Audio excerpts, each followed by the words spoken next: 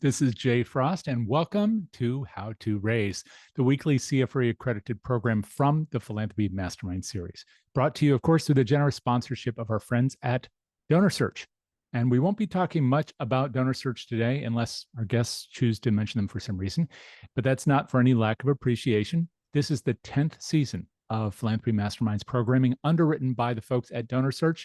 And you can find recordings of this program and much more on their website at donorsearch.net under the resources tab. We'll also drop links to the YouTube channel where all that content is housed in the chat for easy access to all of our content. And in fact, that's a good time to mention the chat before I even introduce the subject or our speakers.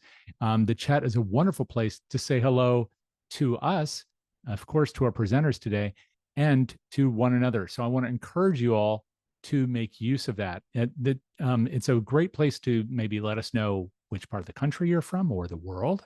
We often have people from around the world, and maybe which organization you're with or what you do.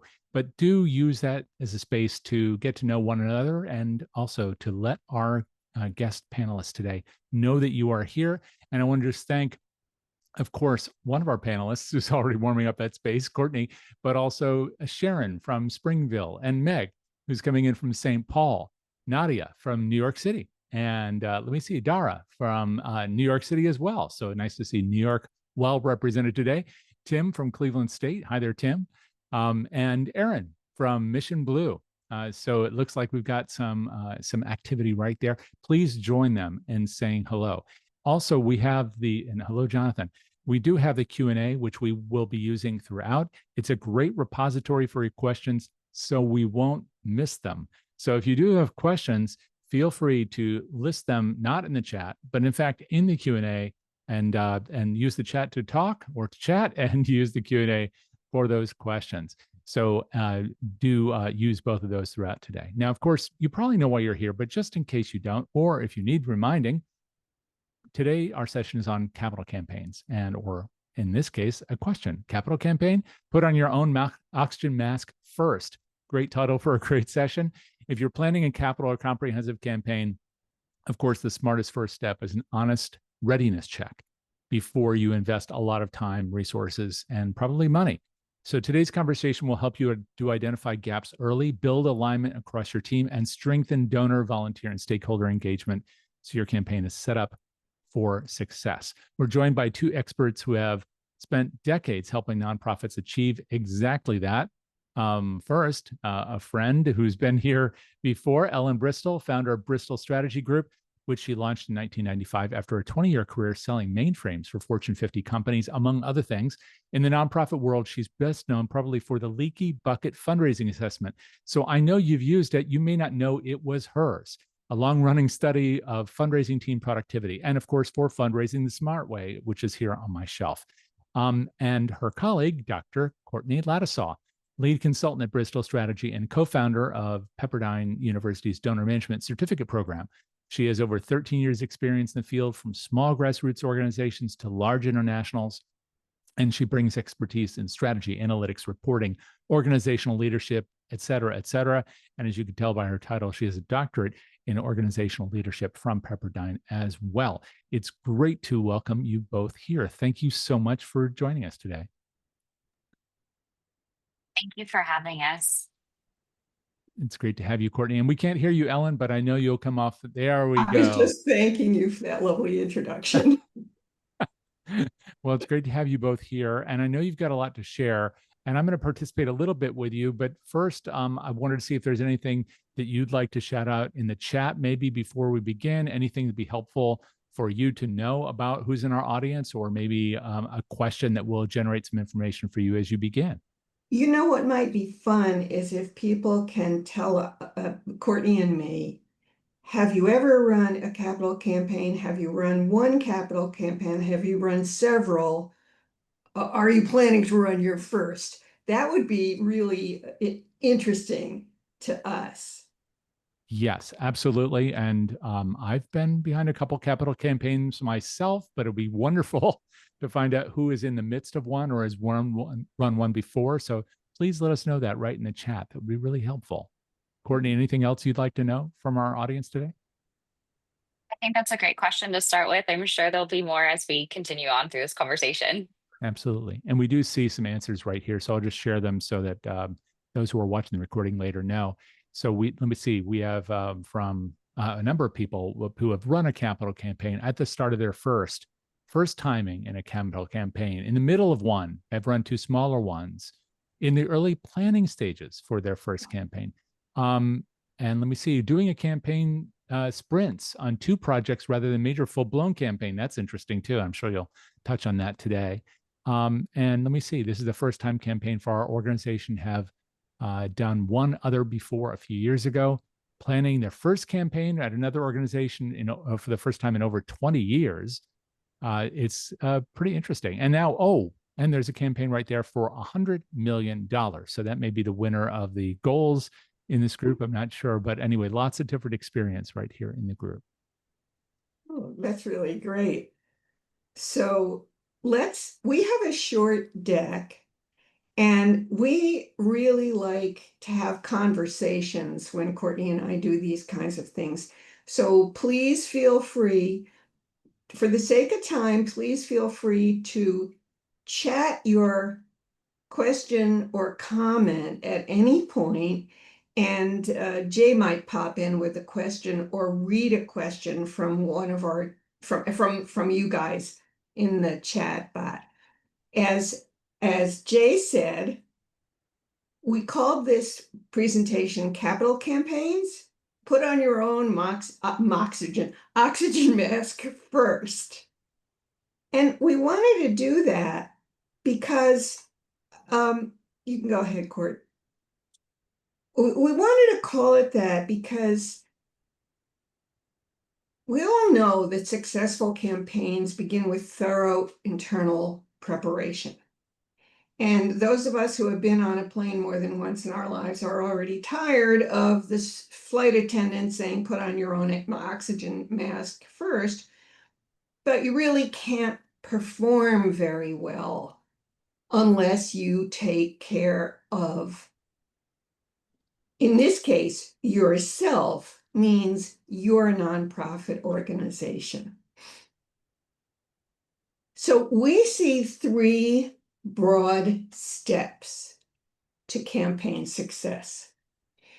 And just before I go over these three steps, let me just mention that both Courtney and I are a little bit crazy because we're just fascinated with fundraising management and operations.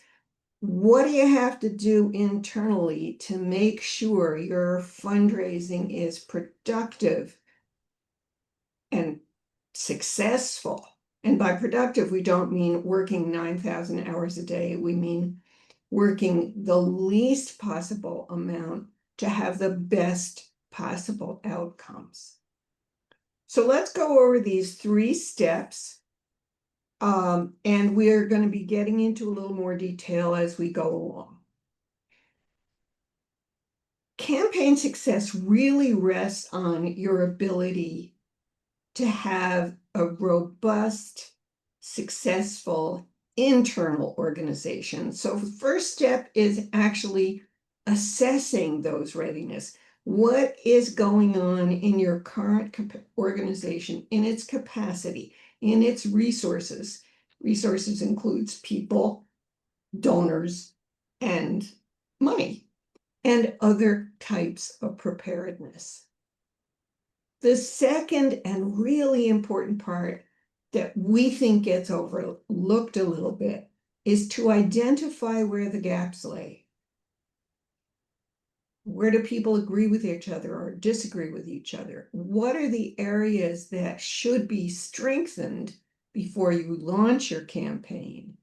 And the final step is to be prepared to win, or prepare yourself to win. And you notice we put an exclamation point there, because we've seen organizations where lots of people are really into the campaign, but other key stakeholders may be a little bit chewing their nails about the campaign.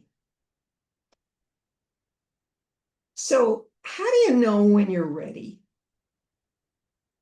before you do a development audit or any kind of campaign readiness test, let's go over what success looks like.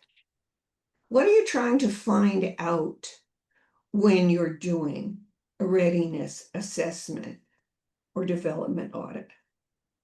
Well, we see four things. One is your internal infrastructure. How robust is it? Are there clear, consistent processes that are fine-tuned and good, clear communication between all departments? The next is resources. Do you have a sufficient amount of financial resources? Do you have people?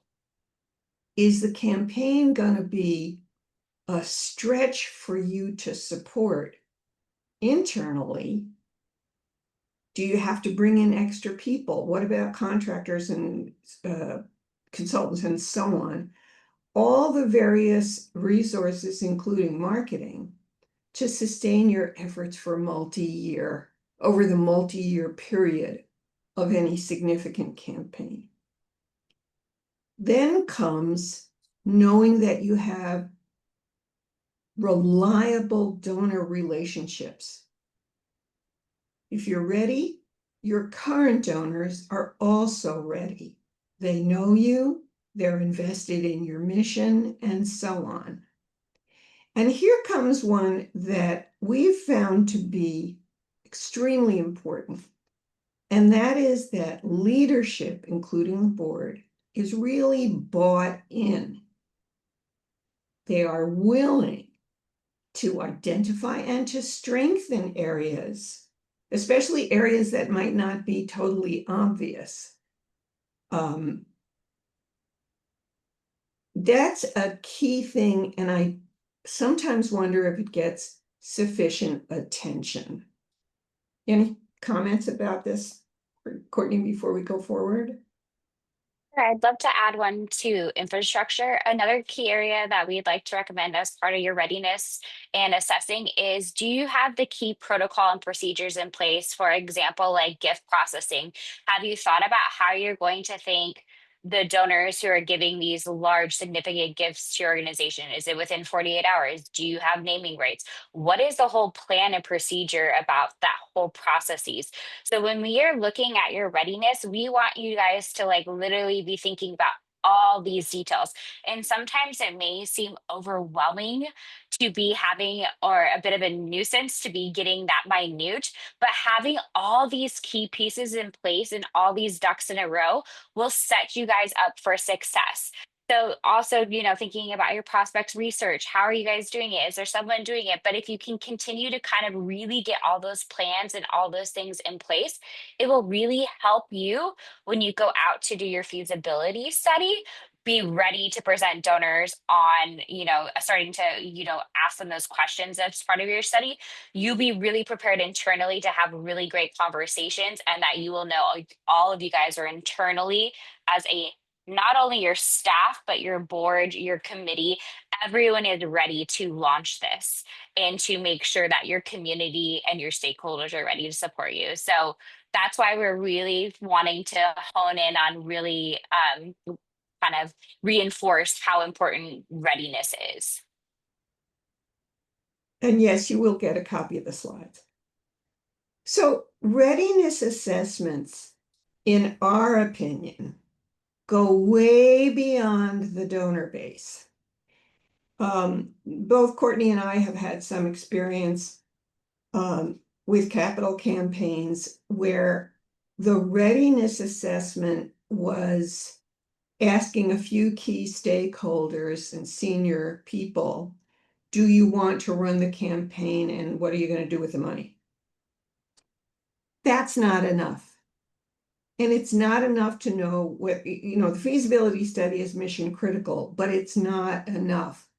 So looking at these three things, and especially including the willingness to innovate, which is becoming an ever more pressing concept in our field. That's what it takes to have a readiness assessment that actually goes even beyond the campaign. I mean, shut me up if I'm driving you crazy, but I'm so crazy about having these kinds of insights that I think you should be doing a readiness assessment from time to time, whether you're launching a campaign or not, because things change so rapidly. So let's go into what it takes to do one thing that we haven't mentioned so far, although we've alluded to it, and that's the importance of checking for internal alignment. I know this is something Courtney has comments to make. Let me give you the kind of overview of internal alignment. First thing is a good readiness assessment is not limited to a few key people.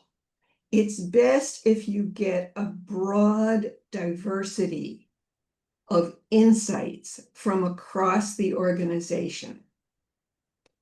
The board, obviously, senior leadership, obviously, finance,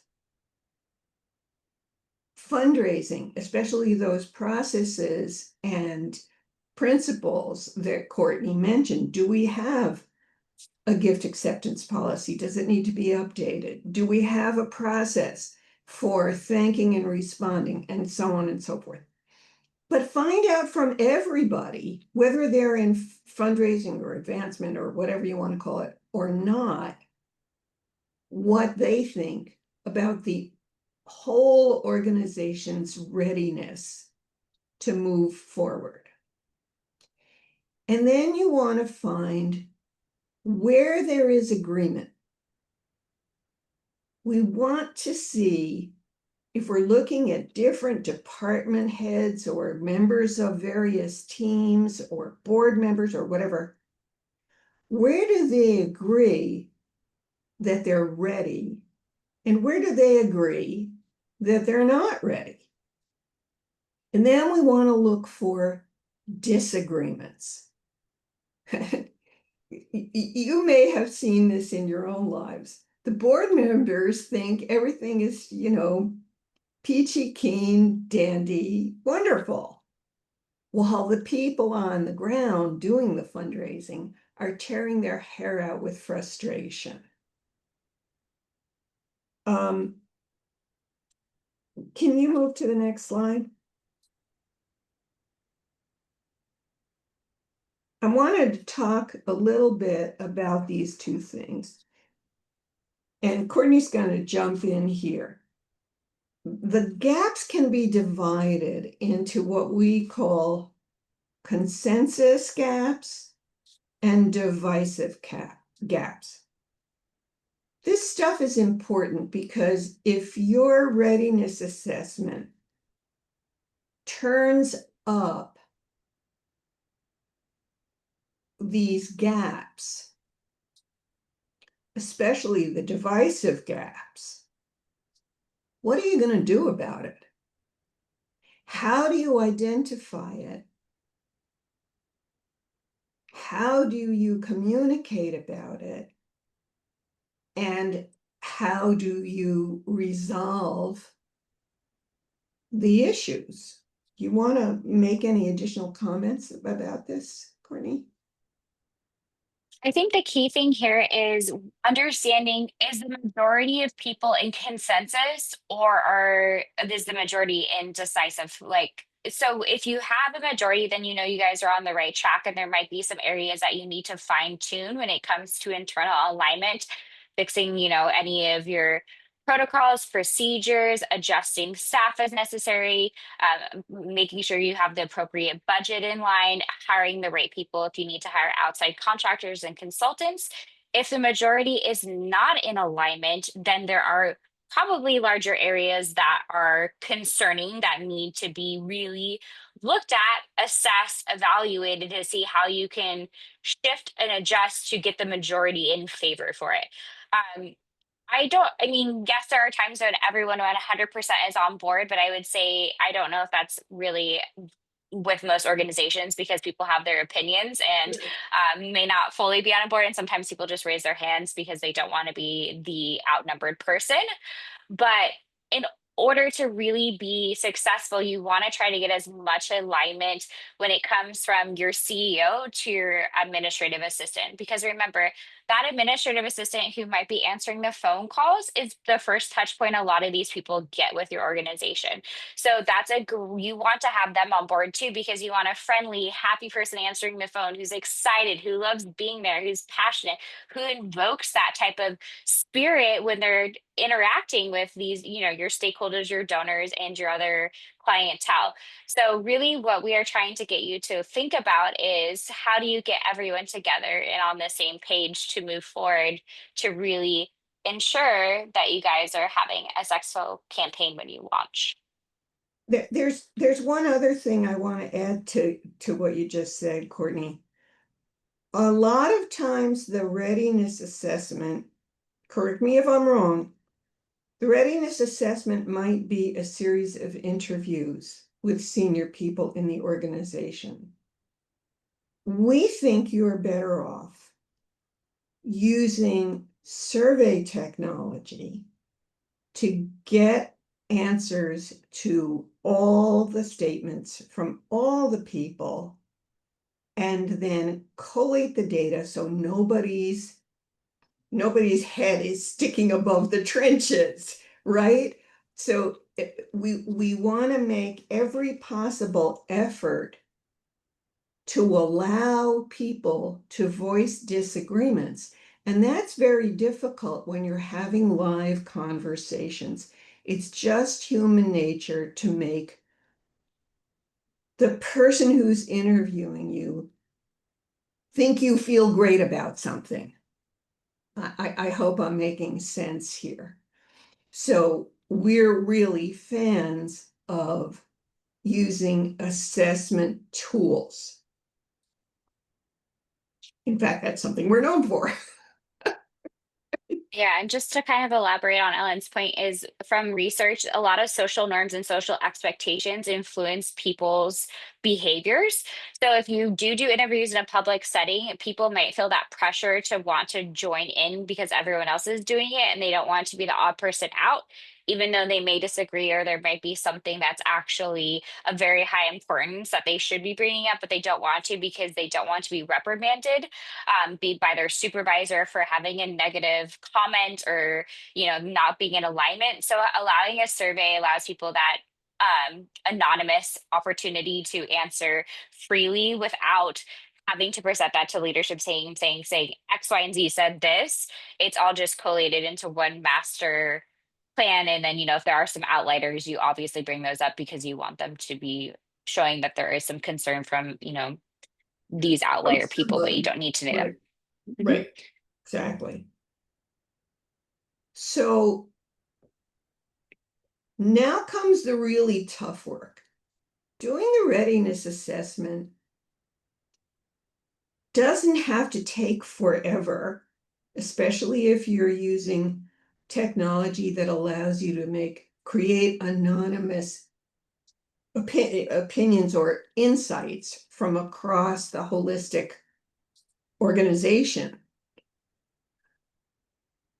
So now let's assume we've gotten everybody's survey, so to speak, and we've crunched the numbers and we see, oh, these 7 points represent divisive gaps that ought to be addressed before we take action.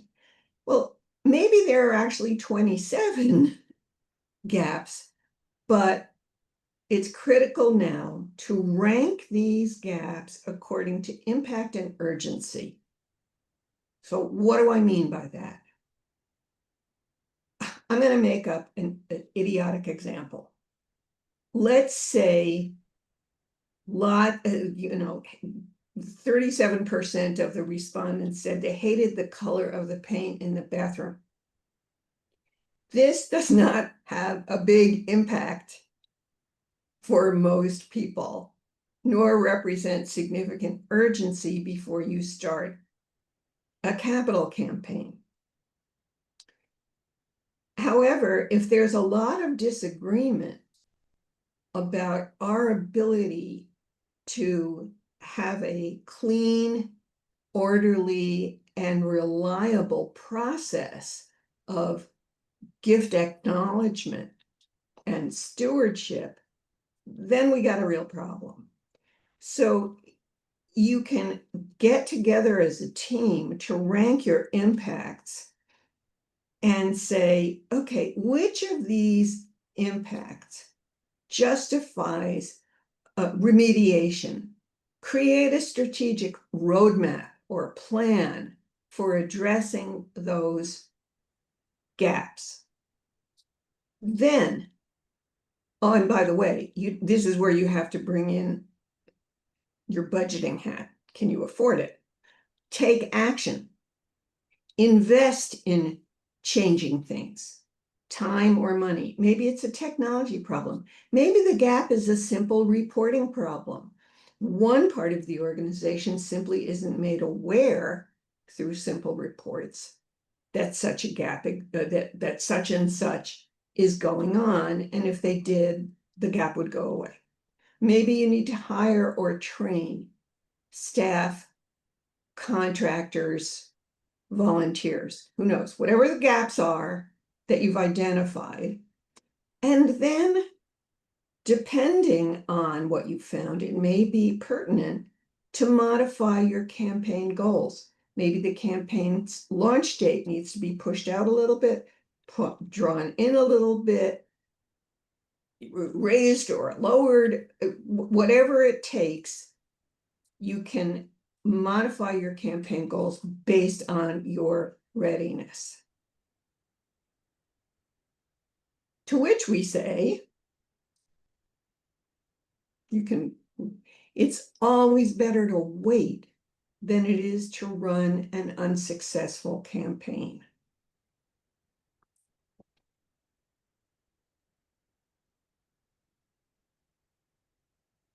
We now want to invite you to test your own readiness with a free online assessment we call the Quick Campaign Readiness Quiz.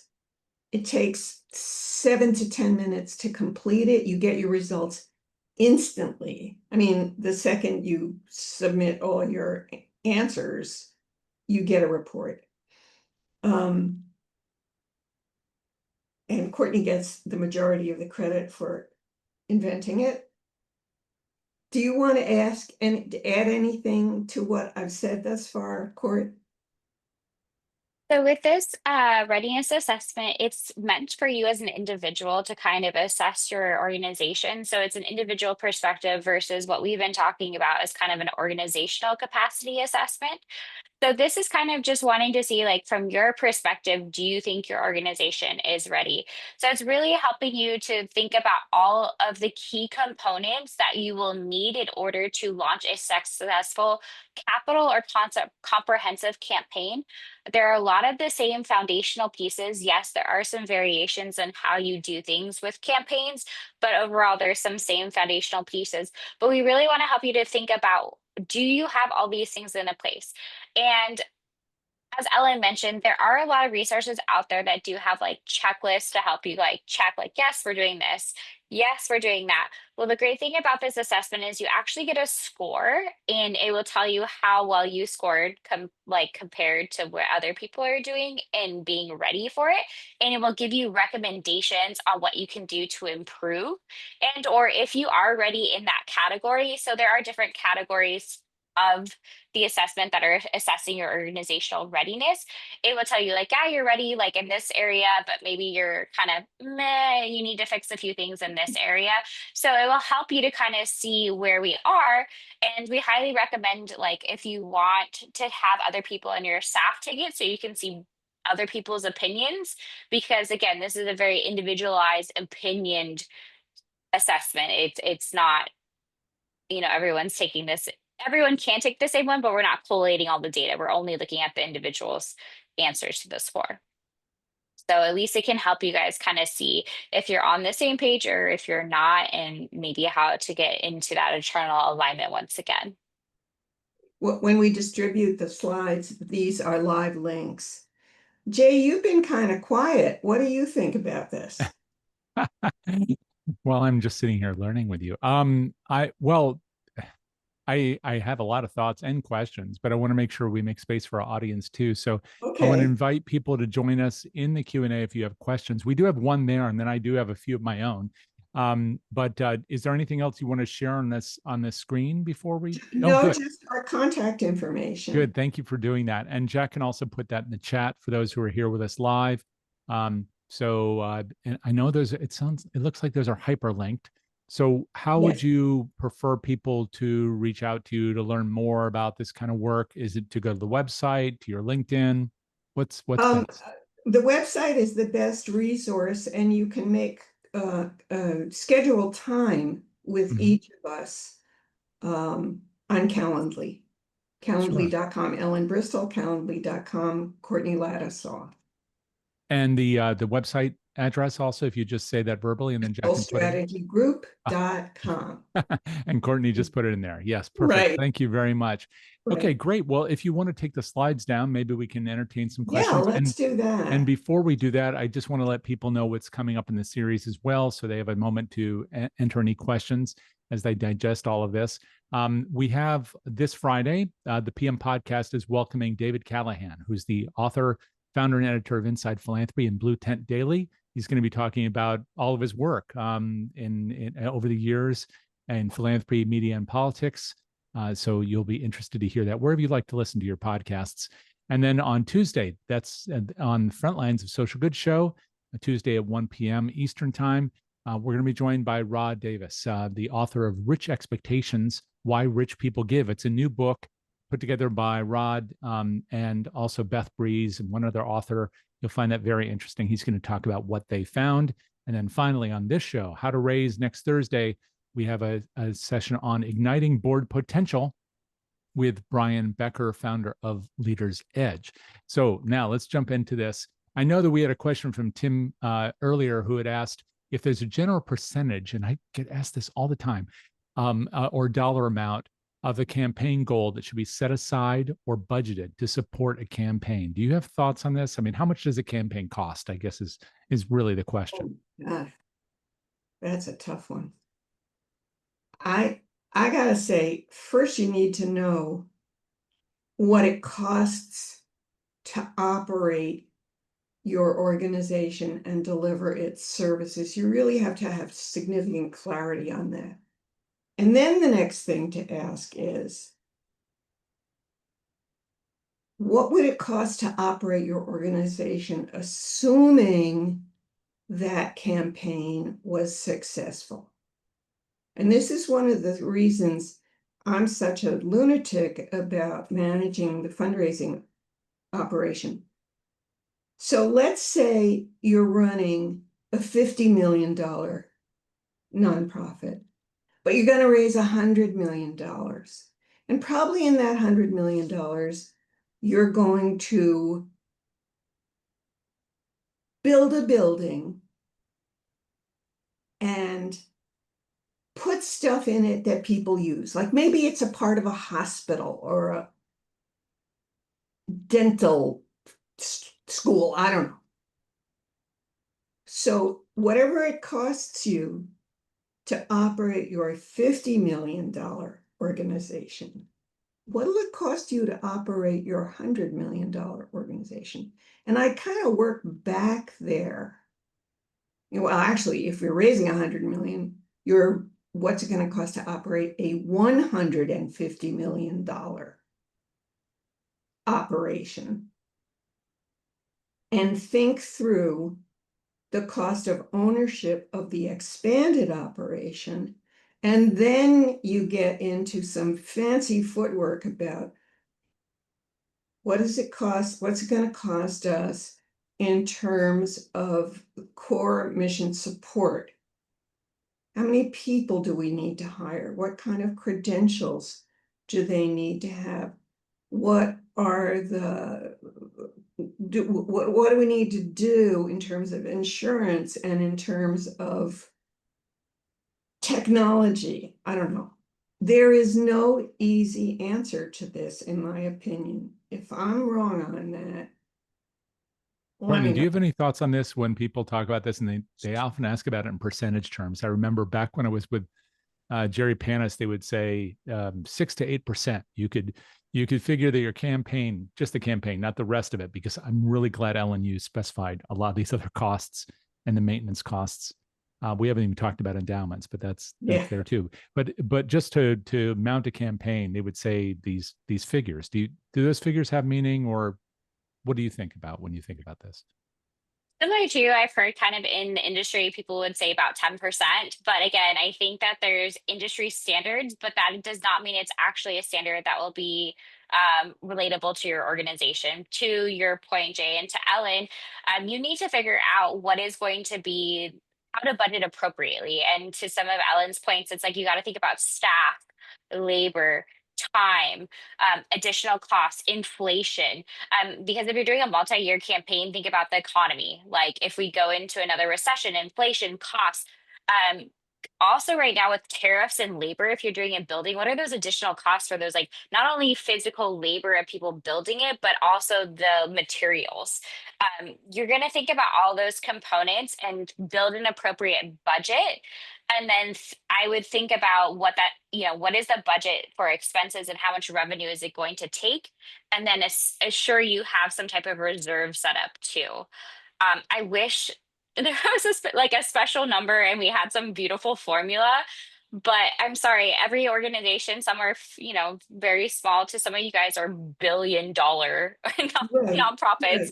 So you have resources and capabilities that are at a whole different level than some of these other places. Right. If you're gonna, let's say you want to build build out something in Manhattan, in New York City, in the most expensive borough in the country, that's going to be different than if you're going to build something in a suburb of Cincinnati. So I think the only good answer to this question is there is no magic number and you have to do your homework. Right. And to Tim's point, because he's asked a finer point on that question in the Q&A, and I'm going to borrow from what you just said, Ellen, that if one were to embark on a campaign and you wanted to budget for it, rather than using one of these percentages like the 6 to 8% or the 10%, all we're almost joking about here, because they act as a way to begin a conversation, but certainly not to budget for things later. Sort of to make sure that people have appropriate expectations that this is an investment that's wise to do, and so they should be prepared to do something. But the real costs of the campaign, not just of the build, will probably also be reflective of a number of considerations, including geography. For example, if you're working with a consultancy that's based in Manhattan, and I'm making a generalization here, but if the consultants are based in Manhattan and they're doing a feasibility study and they're going to be looking at a pool of hundreds of people in interview process that takes 6 months versus a campaign where you're interviewing 25 to 50 people over a 2-week period, and you're doing that and I'm just going to pick a state at random, Idaho, then the costs will be different. And that's only one tiny, as I'm sure Tim would agree, one tiny piece of the budgeting for something like this. But that would also be true even of other elements of planning, such as, for example, some places have software in place, and other places that I've worked with are purchasing their software for the first time. And this is the big one that I run into, and this is where I question back to you both. I know that sometimes in doing these assessments, one of the determinations is we don't have enough staff, or we don't have staff in the right places. It's not just the old, get the right people and put them in the right seats. The right seats in the bus. Right. Yeah. That's important, but it may also be we don't have enough people on the bus. And if that's true, that's another cost. And so is that something we could accurately reflect in percentage terms? Probably not. It may be a reflection of where we need the people, what they will individually cost, and over what period of time. A 3-year campaign is not a 10-year campaign. And there's another thing about this coming up with a percentage that really bothers me. Many years ago, when I was still working in corporate sales, the law was 10 to 1. Everything is 10 to 1. 10 calls to get a suspect, 10 suspects to get a prospect, Right. 10 prospects to get a demo, 10 demos to get a proposal, 10 proposals to get a sale. And I looked at that shortly after I launched Bristol Strategy Group, and I said, from a productivity standpoint, we're setting our people up to fail 90% of the time. There's got to be a better way. A second perspective I have on this is, if Panis et al. Said the walking around number was a 6% investment, and that was before the pandemic, or 10 years ago, or 25 years ago, it doesn't mean anything. Another statistic I've heard many a time over the years is how much a company, nonprofit, for-profit, you name it, should be diverting to marketing expenditures. Right. There's no answer to that anymore, because the whole gestalt of marketing has changed beyond recognition.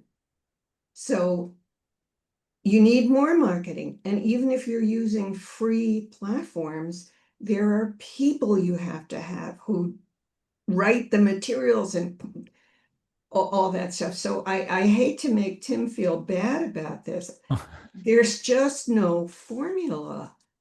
Right. I And would love, I'm sorry, go ahead. sorry, to answer Tim's question, I would love to take a little bit of a different perspective from Ellen and Jay, Good. and just because I am the oddball, and Ellen knows I usually love to kind of be a little bit different and to think outside of the spectrum. But anyways, I would currently look at what is your current expenses for your development department, because I was looking at your question. You were saying how much is it going to cost? Like specifically, I'm looking at our development department, and you're wondering if you have enough resources, and whether that's staff, time, energy, capabilities, all that.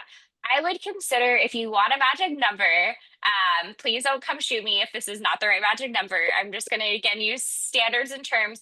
I would up your development budget by 2 to 3% for your campaign, even maybe 5% if you're thinking more of the 100 million versus the 50.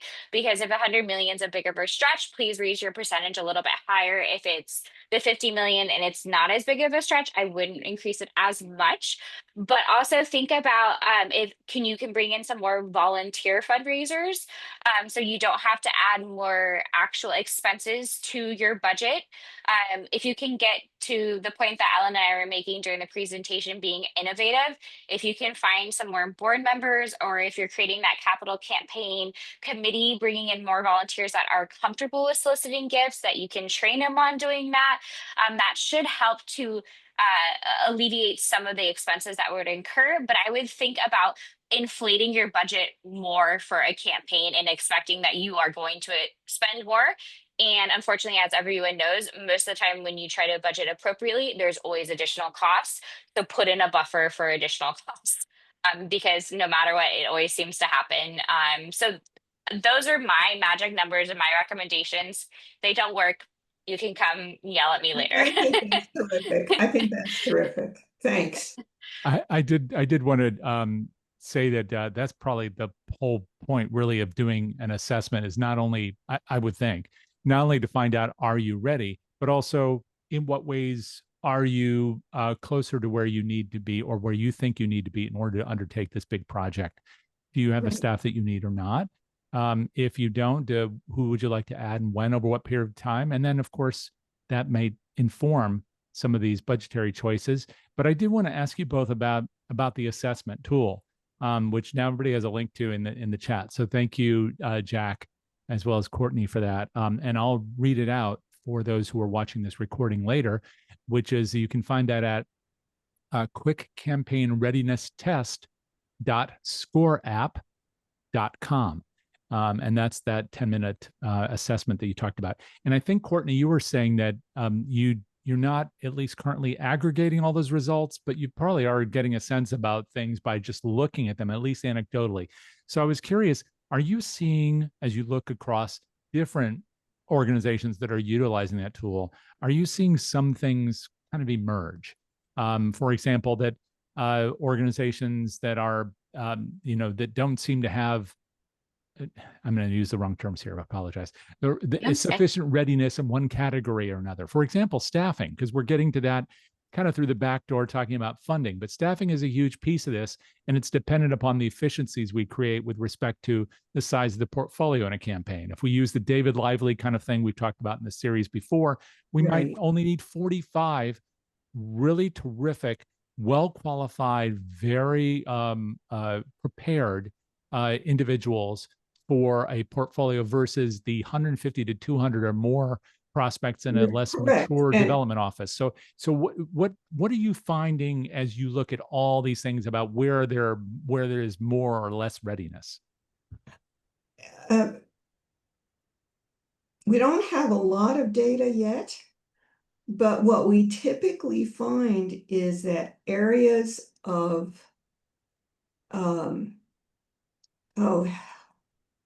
sorry, I'm having a brain spasm. The internal processes of the fundraising department tend to be the weakest. That's what we've found historically in other assessments that we've done, and in the modest amount of data we've raised thus far, that happens too. Could you break those down a little bit? Just, for example, if it's a list of 3 or 5 things, what are those things? How fundraising staff is measured and managed. That's the primary one. And whether or not the organization has clarity, the organization has on the whole has clarity over its understanding of its ideal donors.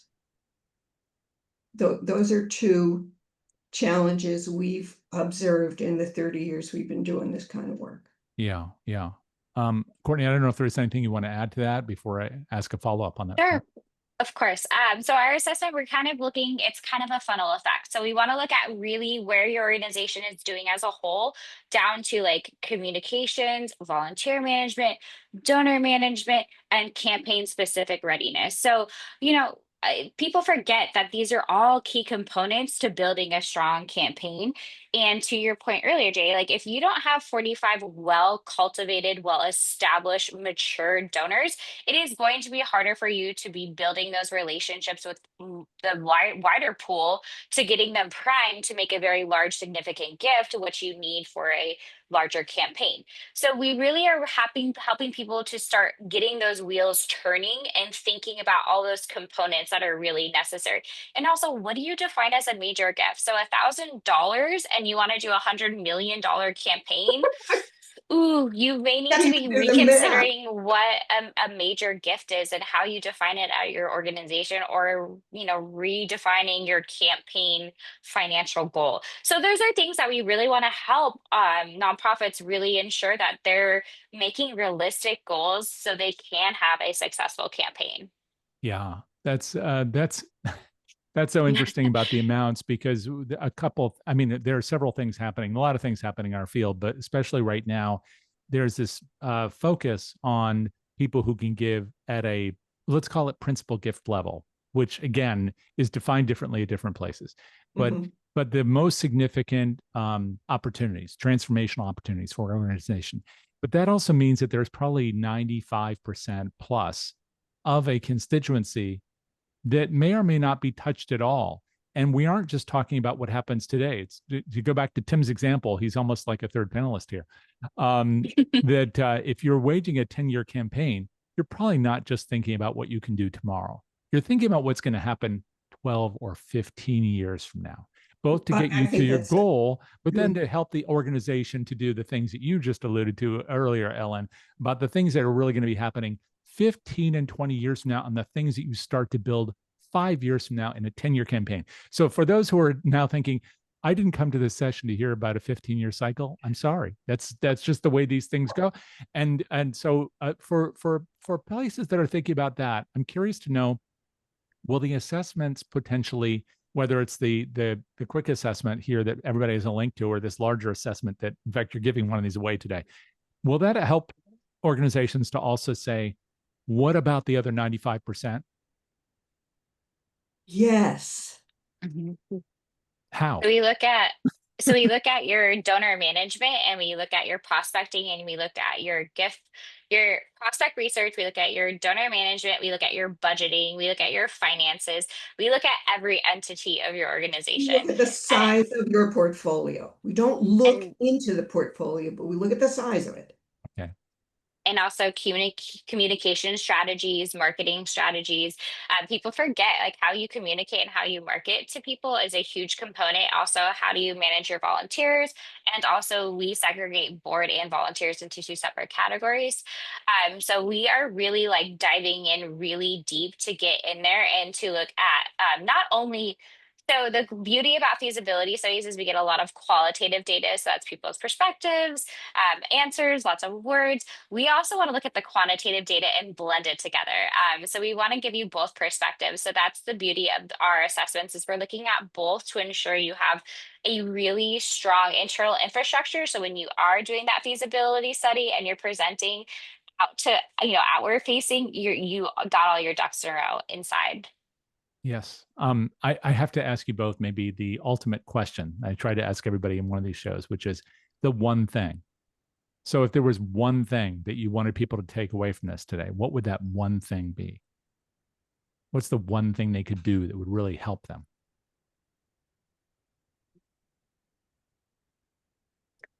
You're really an evil person, Jay. I think for me, I'm going to use my own personal advice is like always seek advice from people that are smarter, better, and have done this longer than you. So for me, that's the reason why I got to be working for Ellen is I went out and reached out to her, got her advice, and kind of that opened the door. So for the people here that are getting ready for campaigns, or maybe you're midway through a campaign, I saw some of you are kind of there. Maybe reach out to that firm or another university or hospital that is doing something similar and ask them what they did to be successful. What were their big takeaways?